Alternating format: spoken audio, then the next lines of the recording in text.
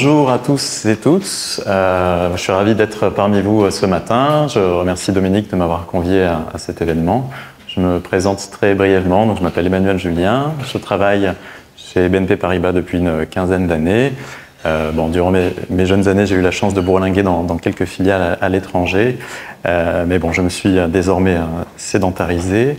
Et donc, voilà, j'ai fondé une petite famille. Et puis, j'avais épuisé aussi mes 4 vols long courriers, comme recommandé par Jean Covici, vous savez. Et donc, j'ai rejoint dernièrement une équipe de support commercial et technique qui assiste au quotidien nos chargés d'affaires cash management, donc nos réseaux d'entreprises en France, qui sont vos interlocuteurs naturels pour toutes vos questions de gestion des flux au quotidien. Voilà, donc parlons d'All My Bank ce matin et donc en particulier de l'offre concentrateur que je vais vous exposer par ce simple schéma au centre duquel se trouve donc votre solution de gestion de trésorerie au quotidien. Et donc vous avez assisté à quelques démonstrations des modules que vous connaissez bien mieux que moi, je suppose. À gauche du schéma se trouvent vous-même, vos effectifs, vos équipes d'utilisateurs, donc aussi bien logés au sein de la maison mère, de la holding ou dans vos filiales. Vous avez donc vos propres règles, vos propres workflows de validation qui sont répliqués à l'identique dans All My Banks. Et nous allons plutôt faire un zoom en ce qui me concerne sur la partie de droite qui concerne donc la connectivité pour pouvoir transmettre vos instructions, vos ordres en banque, avec un schéma classique qui présente par défaut, et bien effectivement pour les clients multi-bancarisés, et c'est le cas de nombreuses entreprises, une connectivité individuelle auprès de chaque banque où des comptes bancaires sont détenus. Donc, eh bien, cela repose effectivement par l'établissement d'un contrat d'échange de fichiers. J'ai cité ici IBIX par défaut, mais ça pourrait être tout à fait un autre protocole standard du marché, comme SwiftNet, FTP, pour ne citer que cela. Et il existe une alternative que vous connaissez sans doute déjà pour partie d'entre vous, qui reposerait sur le choix d'un seul de vos partenaires bancaires pour pouvoir faire suivre vos instructions et les distribuer auprès de tous les établissements bancaires dans le monde entier, et donc de retenir qu'un point d'entrée unique pour gérer le dispatch de vos instructions. Donc c'est cela qu'on appelle l'offre concentrateur. J'ai mis ici le logo vert de la BNP, bon, parce que je représente aujourd'hui, mais elle n'a rien de spécifique à BNP. D'autres établissements proposent une offre similaire, et bien sûr, il y en a comme vous le savez. Évidemment, ce dispositif a l'avantage certain de simplifier vos démarches auprès des banques en ne retenant qu'un partenaire bancaire, donc vous n'avez à établir un contrat unique pour assurer le transport de vos instructions. Et ensuite, c'est la banque qui assure d'atteindre les différents établissements où sont domiciliés vos comptes bancaires, qu'il s'agisse de filiales du groupe BNP Paribas, bien sûr, mais aussi et surtout auprès d'autres établissements confrères. Donc, comme on le voit ici, cette connectivité repose sur le fait que votre banque concentratrice dispose d'accords MT101 permettant d'échanger et de faire suivre vos instructions auprès des comptes ou auprès des établissements où sont domiciliés vos comptes. On regarde le schéma suivant qui expose le principe de ce qu'on appelle donc le virement délocalisé, ou ce que le comité français de normalisation bancaire, le CFONB, appelle aussi virement déplacé, qui est peut-être plus parlant. Il repose donc sur une entreprise, un donneur d'ordre, vous-même et vos équipes, qui a donc convenu avec une unique banque d'acheminement d'un contrat d'échange de fichiers permettant de transmettre vos ordres. Donc effectivement, c'est l'avantage de simplifier les démarches en ne s'appuyant que sur un seul contrat. Cette banque d'acheminement, qui dispose donc d'accords pour forwarder vos instructions, va pouvoir procéder grâce au réseau SWIFT, auquel l'immense majorité des banques sont connectées, et donc pour aller atteindre l'établissement où sont domiciliés les comptes à débiter. Pour ce faire, BNP Paribas n'a besoin que d'une simple lettre, en fait, ce qu'on appelle, selon les établissements, un mandat, une lettre d'autorisation, enfin une simple lettre fournie par l'entité juridique qui détient le compte à débiter, si c'est une entité juridique différente de celle qui est titulaire du contrat. Et donc ce mandat fourni par l'entité juridique détentrice du compte à d'habiter donne l'autorisation à l'entité mère, on va dire, qui détient le contrat, d'ajouter les comptes bancaires au contrat global. C'est un principe général qui existe dans tous les établissements. Il n'y a rien d'extraordinaire à cela, mais effectivement, c'est beaucoup plus simple et avantageux de n'avoir qu'à fournir ce simple document plutôt que d'établir un contrat de toute pièce avec chacune de vos banques. Et donc, eh bien, la banque d'exécution qui a reçu ce MT101 via le réseau SWIFT fera ensuite le nécessaire pour transférer les fonds et atteindre vos bénéficiaires, vos fournisseurs et créditer les fonds. Voilà, donc c'est la suite du schéma, c'est un petit peu la boîte noire de ce qui se passe effectivement dans notre tambouille interne entre banques, mais donc nous assurons le transfert des fonds. Et nous allons voir sur le slide suivant quels types de flux sont éligibles à ce procédé. Alors nous avons en fait tout type de virement. Alors vous retenez qu'effectivement je n'évoque que les virements ici, donc ce qui sont transposés au format MT101 entre la banque concentratrice et la banque d'exécution. Il n'est pas question effectivement d'instruments de collecte comme les prélèvements. Aucune banque de la place ne propose de faire suivre aux instructions de prélèvement. Ça s'appuierait sur un message 104, mais il n'existe pas de tel accord MT 104. Donc on se limite aux virements, mais aux virements de tout type. Donc bien sûr vos virements fournisseurs, vos virements d'équilibrage de trésorerie, de vos virements intra-compagnie que vous pouvez initier vous-même ou que les banques d'ailleurs peuvent automatiser auprès d'une solution de cash pool. Vos virements de taxes, bien sûr. Ça me fait penser d'ailleurs que c'est aujourd'hui le dernier jour pour soumettre d'ailleurs ces déclarations de revenus, pensez-y. Et les virements, bien sûr, liés à la gestion de la paye, les remboursements de notes de frais, travel expense, etc. Alors je reviens peut-être sur les virements de taxes. Évidemment, ce dispositif où nous faisons suivre le virement au format 101 ne fonctionnera que lorsque c'est possible. Je pense par exemple à certains États qui nécessitent des formats domestiques, des formats nationaux pour ce type de virement de taxes. Par exemple l'Italie, le Portugal, la Pologne. Et dans ces cas-là, il n'a pas d'autre choix que de contacter directement la banque où est détenu le compte à d'habiter en leur soumettant un ordre de virement de taxe avec le format prévu par la réglementation locale. Mais dans tous les autres cas, tout virement est éligible à ce dispositif via une banque concentratrice, dont BNP Paribas. Ces virements ensuite sont réglés par le mécanisme interbancaire, soit via le clearing, soit de nouveau via le réseau SWIFT, mais cette fois-ci avec des messages non plus corporate to bank, mais bank to bank, donc des 103, des 202. Et donc c'est pour ça que nous pouvons effectivement procéder au règlement de vos ordres euros, donc au sein de la zone CEPA, des ordres aussi de type domestique, non euro, donc des virements, je ne sais pas moi, CHF, GBP, au sein des pays dont c'est la devise, ou aux US, donc je donne cet exemple. Et puis dans tous les autres cas, donc les virements cross-border, transfrontaliers, ne serait-ce que par exemple un transfert USD entre deux comptes domiciliés en France, comme vous le savez, de toute façon transiteront nécessairement par le pays de la devise, donc les États-Unis en l'occurrence.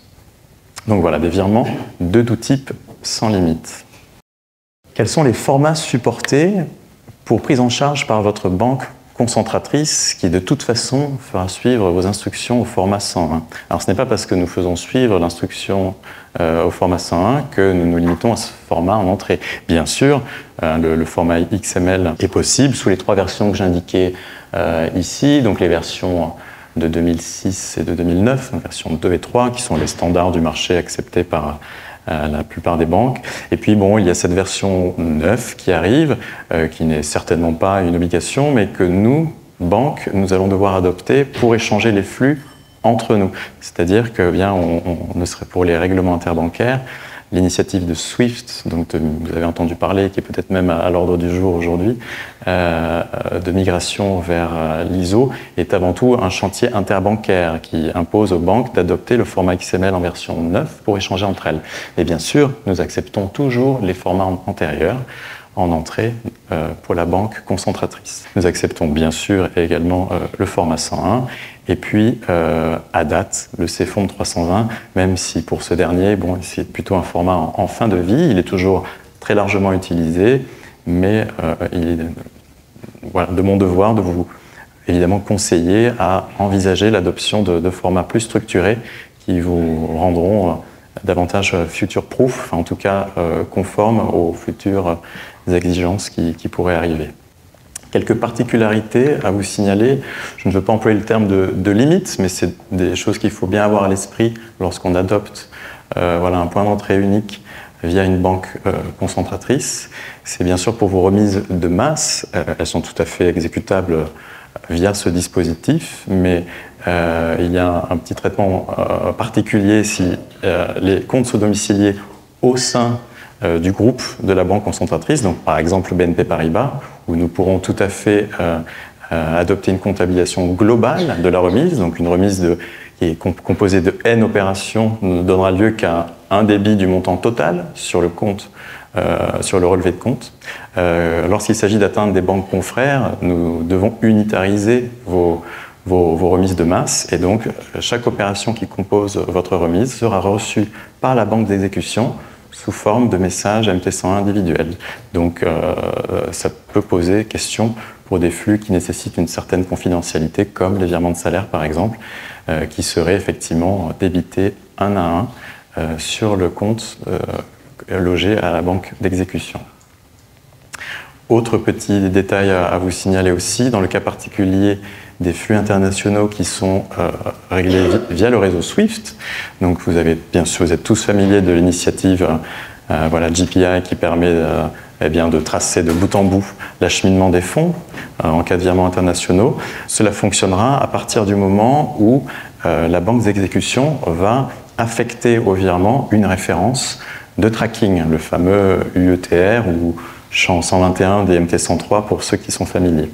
Et donc, voilà, BNP Paribas n'aura pas connaissance de cette référence de tracker, pourra vous aider si vous les contactez à pister les flux, mais il sera sans doute bien plus efficace de contacter directement la banque d'exécution qui, elle, aura affecté une référence de tracker à vos flux internationaux. Voilà.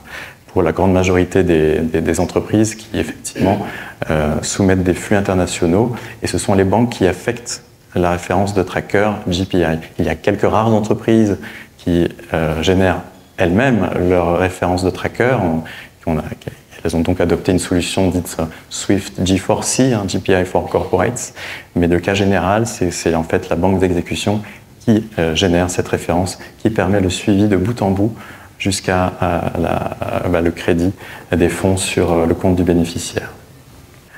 Alors, quelques chiffres, quelques statistiques maintenant à vous montrer. Donc, c'est pour reprendre la question qui m'a été précédemment posée. Donc, à date, à fin mai, bon, BNP Paribas a signé un peu moins de 400 accords avec d'autres groupes bancaires. Ce sont des accords unilatéraux, ce ne pas des accords bilatéraux. Donc, je ne suis pas là pour dire que BNP Paribas a la meilleure offre. Je l'ignore d'ailleurs, puisque je ne peux pas savoir mes confrères de combien d'accords ils disposent. En tout cas, les chiffres en ce qui concerne voilà, BNP Paribas sont d'environ 400 accords pour un peu moins de 700 BIC, c'est-à-dire de BIC destinataires, parce que quand on signe par exemple un accord avec Société Générale, il couvre l'ensemble des filiales de Société Générale. Donc c'est bien pour ça qu'on obtient un nombre de BIC atteignable supérieur. Donc bon, s'y retrouve une bonne partie des banques, on va dire, qui ont une activité corporate. Et bien sûr, il faut s'assurer, si vous souhaitez bénéficier de ce dispositif, vérifier auprès de votre chargé d'affaires que eh bien, nous disposons bien d'un accord pour pouvoir communiquer avec l'établissement où sont domiciliés vos comptes. Voilà, mais enfin, les principales banques européennes et même mondiales y sont. C'est une liste d'accords qui est amenée à évoluer dans le temps, elle n'est pas figée, bien sûr, et on ajoute de nouveaux accords sur besoin pour voilà, satisfaire notre clientèle. Et puis, bien sûr, la liste se réduit aussi en fonction des événements géopolitiques. Je ne vous cache pas qu'on a, je pense, plus guère d'accords avec les banques russes dans nos listes d'accords. Voilà. En termes de chiffres, il ne faut pas vraiment retenir tellement le nombre de MT101 envoyés à des banques tierces. C'est vraiment très dépendant de la banque concentratrice et très lié à notre fonds de commerce, donc à nos entreprises.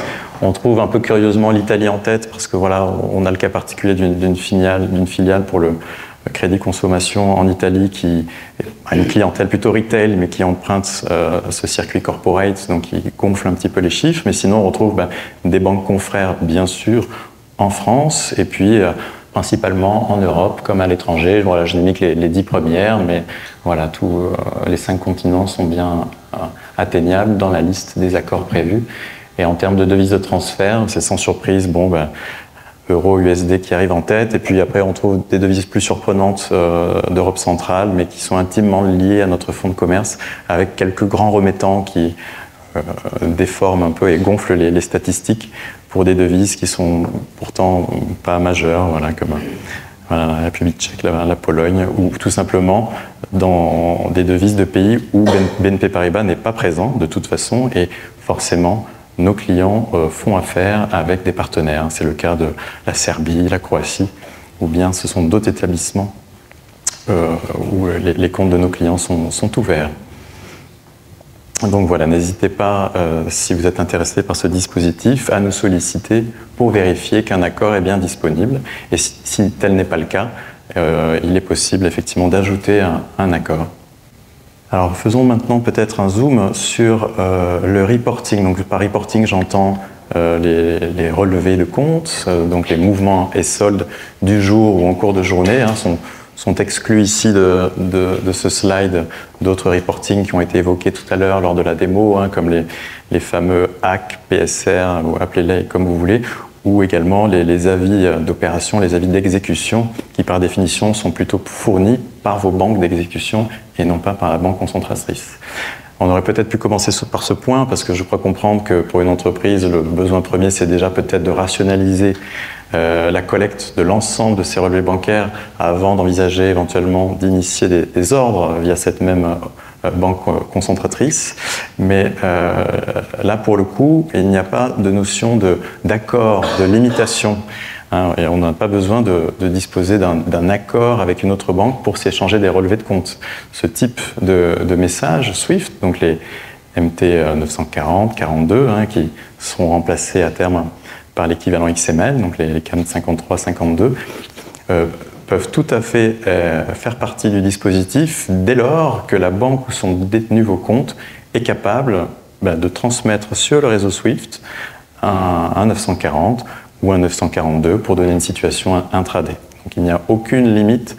La seule limite, c'est la capacité de la banque à générer et à envoyer sur le réseau SWIFT un 940.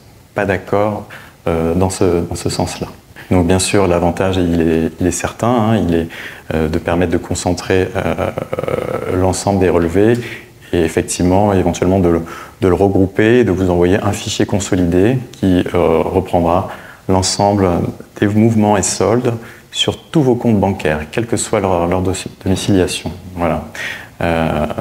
Donc pour ce faire, effectivement, on dispose d'un hub qui collecte et vous met à disposition les relevés, dont le BIC atteignable sur le réseau SWIFT n'est pas publié par BNP Paribas, ce n'est pas le BIC de la banque habituelle, pour justement ne pas recevoir de reporting non sollicités par nos clients, mais uniquement ceux que nous devons traiter et restituer auprès de notre clientèle entreprise. L'avantage de ce dispositif, c'est que ces 940, 42 et demain CAMT 53, 52 peuvent tout à fait faire l'objet d'une restitution en l'état dans All My Banks via votre contrat d'échange de fichiers. On peut les transmettre tels que nous les avons reçus des banques confrères, mais nous pouvons également, sur demande, procéder à des conversions si vous le souhaitez d'autres formats. Donc, par exemple, j'ai pris quelques exemples ici génériques, la variante allemande du 940-42, qui est un petit peu le format que SAP, qui est un éditeur allemand, va pouvoir intégrer de manière native. Il y a bien sûr une conversion possible en XML et à l'avenir, nous n'aurons plus besoin d'opérer cette conversion puisque les banques nous fourniront de facto des relevés XML. Et puis, bien sûr, les formats nationaux toujours en vigueur et pour lesquels voilà, ils vont demeurer. Il n'y aura jamais de end date pour ces formats. Donc les banques pourront toujours retransmettre des relevés au format COFNB, bien sûr, et puis leur équivalent belge, américain, voilà, pour ne citer que ces exemples. Et ça, ce sont des conversions qui sont disponibles pour tous vos comptes bancaires, qu'ils soient domiciliés auprès du groupe BNP Paribas ou chez les confrères. Dans le cas particulier de vos comptes domiciliés dans le groupe BNP Paribas, nous offrons quelques formats supplémentaires, mais bon, ils s'adressent davantage effectivement à la clientèle étrangère, donc je pense à des formats nationaux en Italie, en Espagne, pour ne citer que cela. Voilà, donc c'est un outil assez puissant qui permet vraiment de s'adapter à votre besoin et en fait de packager et ficeler l'ensemble de vos relevés bancaires dans le format que vous souhaitez. Et bien sûr, on peut tout à fait fournir des exemplaires si votre maison mère a besoin d'un format XML, mais une filiale a besoin d'un format national. On peut bien sûr dupliquer et générer autant d'exemplaires que souhaité dans les formats attendus par vos systèmes. Merci.